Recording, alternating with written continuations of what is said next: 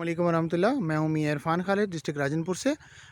ये हमारे फील्ड के अंदर हमारे पास एक ऐसी कैनोला की वैरायटी मौजूद है जिसको हमने काश्त किया हुआ है। और आज उसका थोड़ा सा ओवरव्यू में दिखाना चाह रहा था आपको। तो अल्हम्दुलिल्लाह ये जो हमारी क्रॉप है, तो इस वक्त ये फ्रूटिंग पर आ चुकी है मुकम्मल तौर पे। और अल्हम्दुलिल्लाह ये हमारा ये पूरा मुकम्मल फील्ड है। ये जो वैरायटी है हमने ये इंपोर्ट की थी। और इस वक्त अल्हम्दुलिल्लाह इसका रिज़ल्ट जो है वो बहुत ही आउट क्लास रिज़ल्ट आया है इसका।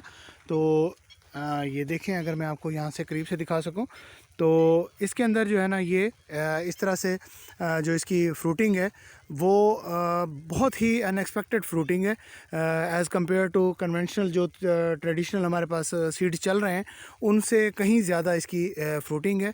और पौधा जो है वो इस वक्त वज़न की वजह से जो है वो